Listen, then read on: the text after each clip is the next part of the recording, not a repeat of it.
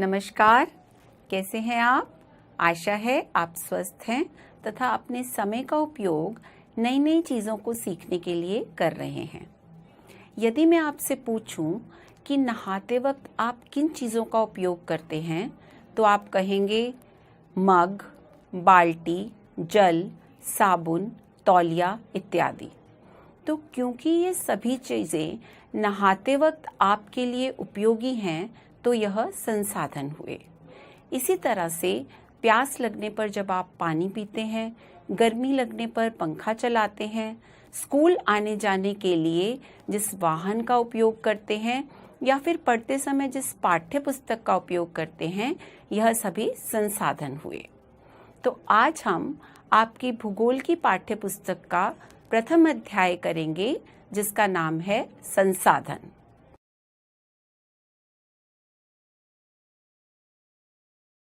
यदि देखा जाए तो अभी हमने जितने भी उदाहरण लिए, जैसे बाल्टी, मग, साबुन, पंखा, पाठ्य पुस्तक इत्यादि, इन सब में एक जैसा क्या था? इन सब में एक जैसा था इनकी उपयोगिता। तो हम कह सकते हैं कि किसी वस्तु या पदार्थ की उपयोगिता ही उसे संसाधन बनाती है। किसी भी संसाधन की प्रयोग या उपयोगिता उसे मूल्य भी प्रदान करते हैं। तो हम यह भी कह सकते हैं कि सभी संसाधन मूल्यवान होते हैं। चलिए समझते हैं मूल्य क्या है। मूल्य का अर्थ है महत्व। कुछ संसाधनों का आर्थिक मूल्य होता है, जबकि कुछ संसाधनों का आर्थिक मूल्य नहीं होता। इसका अर्थ है कि कुछ संसाधनों के बदले में आप पैसे देते हैं और कुछ संसाधन आप मुफ्त में प्रयोग करते हैं। उदाहरण के लिए धातुओं का आर्थिक मूल्य होता है। आप जब भी कोई सोना, चांदी, एल्युमिनियम या लोहा किसी प्रकार की धातु खरीदते हैं, तो उसके बदले में आप दुकानदार को रुपए देते हैं। लेकिन किसी भूदृश्य का आर्थिक मूल्य नहीं होता, जैसे कि सुंदर सुंदर पहाड़ियों, नदियों, झरनों को देखने का कोई आर्थिक मूल्य नहीं चुकाना पड़ता। कुछ संसाधन समय के साथ आर्थिक रूप से मूल्यवान हो सकते हैं। जैसे यदि आपको घर पर खांसी जुकाम हो जाए, तो शायद आपकी माँ या दादी आपको घर पर काढ़ा बनाकर देती हों। इस काढ़े का आज भले ही कोई आर्थिक मूल्य न हो, लेकिन यदि यही काढ़ा पेटेंट करने के उपरांत कोई मेडिकल फर्म द्वारा बेचा जाता है, तो यह आर्थिक रूप से मूल्यवान हो जाता है। पेटेंट क्या है? पेटेंट एक अधिकार है जो किसी व्यक्ति या संस्था को किसी नए विचार, तकनीकी प्रक्रिया, उत्पाद, डिजाइन या आविष्कार के लिए प्रदान किया जाता है, ताकि कोई और इसका इस्तेमाल न कर सके या फिर इसकी नकल न कर सके। हाँ, यदि कोई इसका इस्तेमाल करना चाहता है, तो इसके लिए उसे पेटेंट धारक व्यक्ति या संस्था की अनुमति लेनी होती है। यदि आपके पास भी कोई ऐसा विचार या खोज है जो अपने आप में यूनिक अर्थात अद्वितीय है और आने वाले समय में लोगों के काम आ सकता है, तो आप भी इसका पेटेंट करवा सकते हैं। परंतु यह जरूरी है कि वह आइडिया या खोज आपकी अपनी होनी चाहिए और अपने आप में यूनिक अर्थात अद्वितीय होनी चाहिए। समय और प्रौद्योगिकी दो महत्वपूर्ण कारक हैं जो पदार्थ को संसाधन बनाते हैं। ये लोगों के विचार, ज्ञान, आविष्कार और खोज की देन ही तो है, जो और अधिक संसाधनों की रचना होती है। हर खोज अथवा आविष्कार से बहुत से अन्य आविष्कार हो सकते हैं। जैसे आग की खोज से खाना बनाने की पद्धति तथा अन्य प्रक्रियाओं का प्रचलन हुआ। इसी प्रकार जल से बिजली बनाने की तकनीक ने तेजी से बहते हुए जल से ऊर्जा उत्पन्न करके उसे एक महत्वपूर्ण संसाधन बना दिया। तो प्रौद्योगिकी अर्थात तकनीक एक पदार्थ को संसाधन में परिवर्तित कर देती है। प्रौद्योगिकी का अर्थ है किसी कौशल करने अथवा वस्तु बनाने में नवीनतम ज्ञान का अनुप्रयोग। टीवी स्क्रीन पर दिखाई गई इस सूची को पढ़िए और बताइए कि इनमें से किन संसाधनों का वाणिज्यिक मूल्य अभी नहीं है। वाणिज्यिक मूल्य अर्थात जिसकी कोई कीमत अभी हम नहीं चुका रहे। इस सूची में दिए संसाधन हैं सूती वस्त्र, लौह अयस्क, बुद्धि, औषधीय पौधे, चिकित्सा ज्ञान, कोयला निक्षेप, मनोरम दृश्य, कृषि भूमि, शुद्ध पर्यावरण, लोकगीत, सुहावना मौसम, संसाधन परिपूर्णता, एक अच्छी संगीत ध्वनि, दादी माँ के घरेलू नुस्खे, मित्रों एवं परिवारजन का स्नेह। सामान्यतः संसाधनों का वर्गीकरण 3 भागों में किया जाता है: प्राकृतिक संसाधन, मानव निर्मित संसाधन, मानव संसाधन। प्राकृतिक संसाधन। तो प्राकृतिक संसाधन क्या होते हैं? वह संसाधन जो प्रकृति से प्राप्त होते हैं तथा जिन्हें अधिक संशोधन के बिना उपयोग में लाया जाता है, प्राकृतिक संसाधन कहलाते हैं। वायु जिसमें हम सांस लेते हैं, नदियों और झीलों का जल, मृदा और खनिज सभी प्राकृतिक संसाधन हैं। इन संसाधनों में से बहुत से प्रकृति के निःशुल्क उपहार हैं और सीधे ही उपयोग में लाए जा सकते हैं। कुछ परिस्थितियों में प्राकृतिक संसाधनों का सबसे अच्छी तरह उपयोग करने के लिए औजारों और प्रौद्योगिकी की आवश्यकता हो सकती है।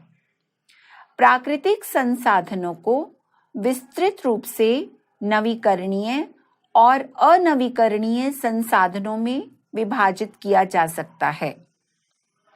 नवीकरणीय संसाधन वे संसाधन हैं जो शीघ्रता से नवीकृत अथवा पुनः पूरित हो जाते हैं। इन संसाधनों में से कुछ असीमित हैं और उन पर मानवीय क्रियाओं का कोई विशेष प्रभाव नहीं होता, जैसे सौर और पवन ऊर्जा।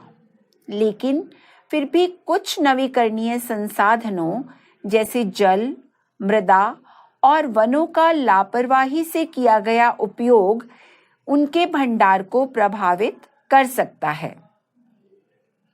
यहाँ भंडार का अर्थ है उपयोग के लिए संसाधन की उपलब्ध मात्रा।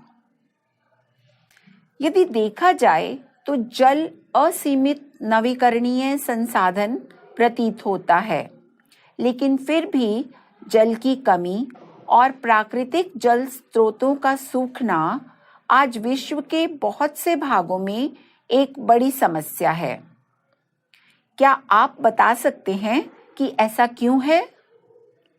अनवीकरणीय संसाधन वे संसाधन हैं जिनका भंडार सीमित है।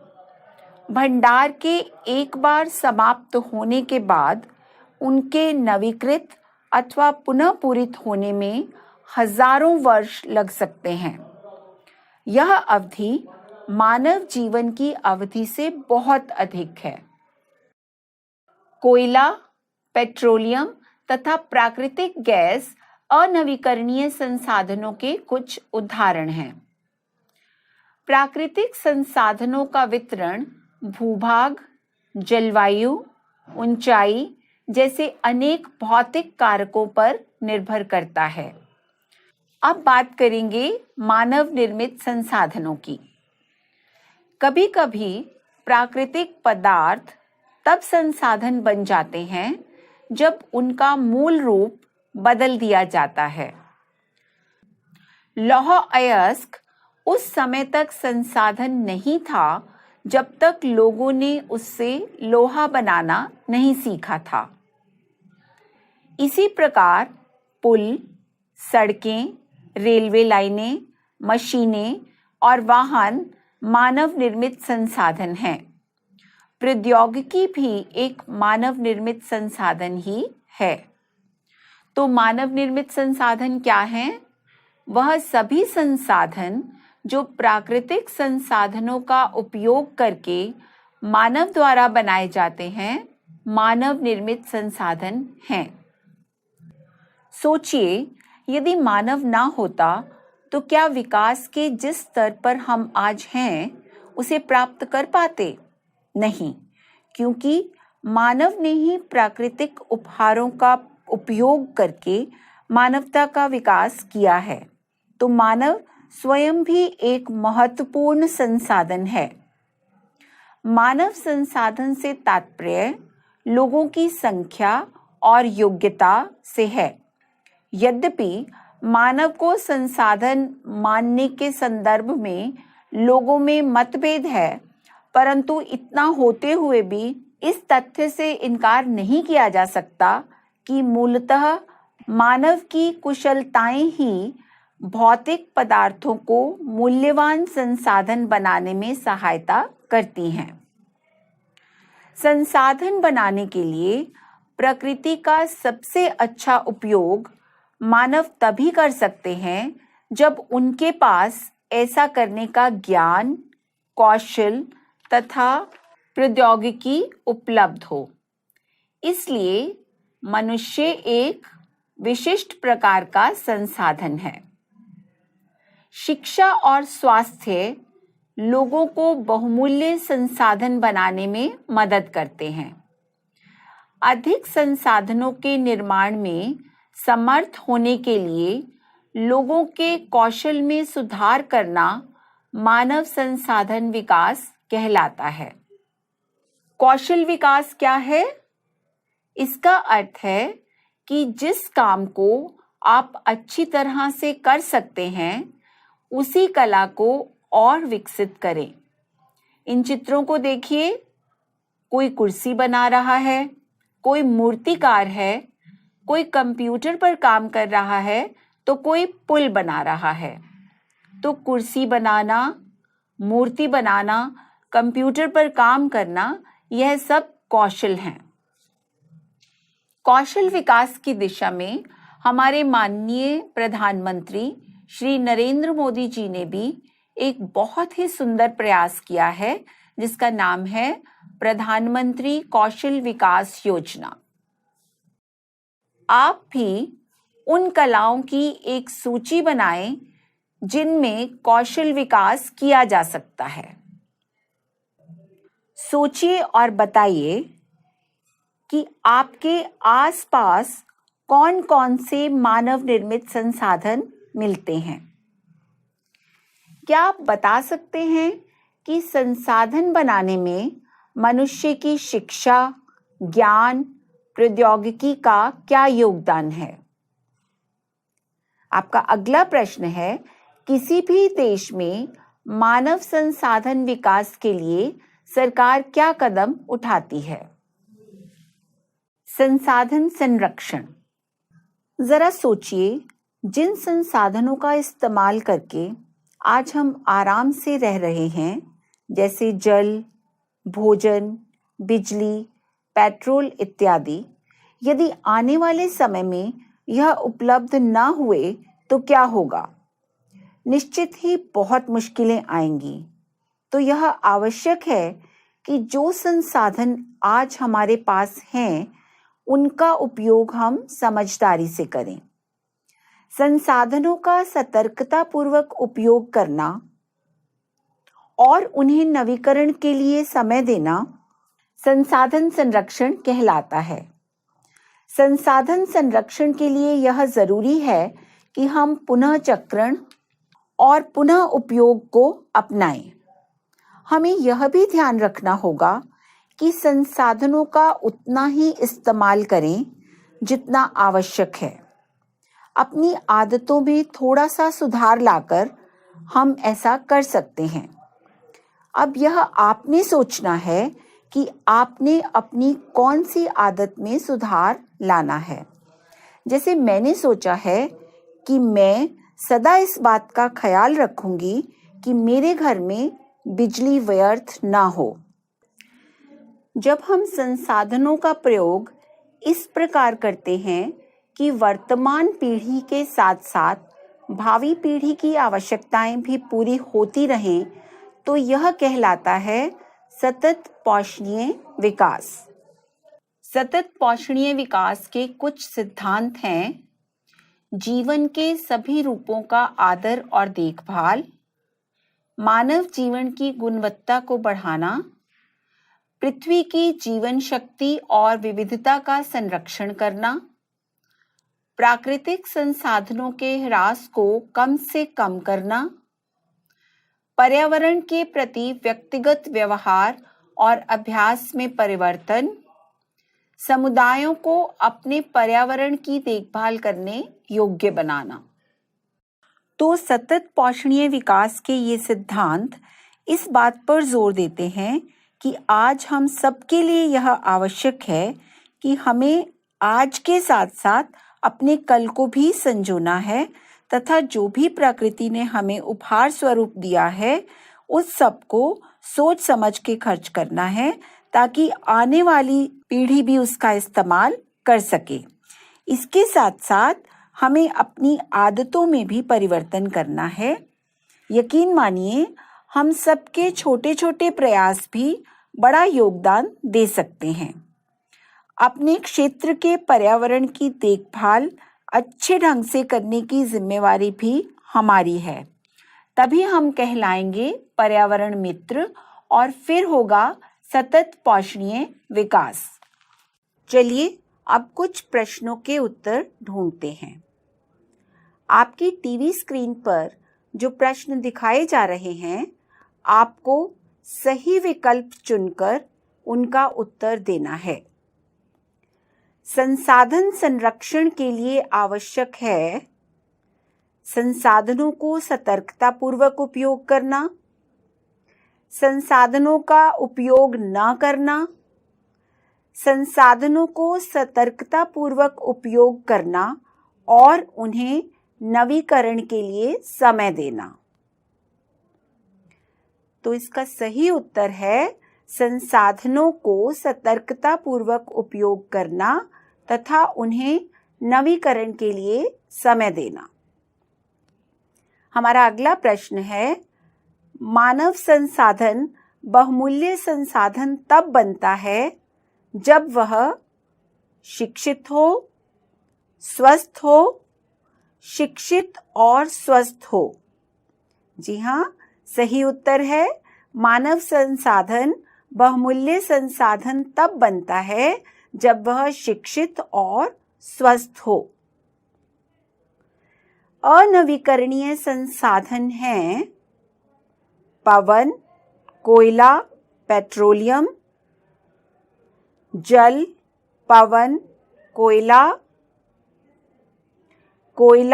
पेट्रोलियम और खनिज। सही उत्तर है कोयला, पेट्रोलियम और खनिज अनवीकरणीय संसाधन हैं। यदि आपके पिताजी बाजार से फल और सब्जियां लाते हैं और आपको कहते हैं कि उन्हें अच्छे से धोकर रखो, तो आप कौन सा तरीका अपनाएंगे? नल को चलाकर सब्जियां और फल साफ करेंगे, एक बड़े बर्तन या बाल्टी में पानी भरकर सब्जियां और फल धोएंगे, एक बड़े बर्तन या बाल्टी में पानी भरकर सब्जियां और फल धोएंगे तथा बाद में उस पानी को पौधों में डाल देंगे या फिर घर की साफ सफाई के लिए इस्तेमाल करेंगे। इसका सही उत्तर है एक बड़े बर्तन या बाल्टी में पानी भरकर सब्जियां और फल धोएंगे तथा बाद में उस पानी को या तो पौधों में डाल देंगे या फिर घर की साफ सफाई के लिए इस्तेमाल करेंगे। अब कुछ प्रश्न आपके लिए। रहीमन पानी राखिए, बिन पानी सब सून, पानी गए न उबरे, मोती मानुस चून। यह पंक्तियां अकबर के दरबार के 9 रत्नों में से एक कवि अब्दुल रहीम खान खाना द्वारा लिखी गई हैं। इन पंक्तियों में कवि किस प्रकार के संसाधन की ओर संकेत कर रहा है? इस संसाधन के समाप्त हो जाने पर क्या होगा? अपने विचार लिखिए। कुछ नवीकरण संसाधनों के नाम बताइए और बताइए कि किस प्रकार संसाधनों का बिना सोचे समझे उपयोग उनके भंडार को प्रभावित करता है। तो आज हमने किया संसाधन क्या होते हैं, यह कितनी प्रकार के होते हैं, संसाधन संरक्षण तथा सतत पोषणीय विकास क्या है। बच्चों, प्रकृति ने हमें जो भी दिया है वह सब हमारे लिए अमूल्य है और यह हम सबकी नैतिक जिम्मेवारी है कि हम संसाधनों का संरक्षण करें, क्योंकि यदि आज हमने लापरवाही दिखाई तो पृथ्वी पर विचरण कर रहे जीव जंतु तथा मानव जीवन का अस्तित्व खतरे में पड़ जाएगा। अब यह आपको विचार करना है कि पर्यावरण की संरक्षण के लिए आप क्या योगदान दे सकते हैं। आज के लिए बस इतना ही। अपना ख्याल रखें। नमस्कार।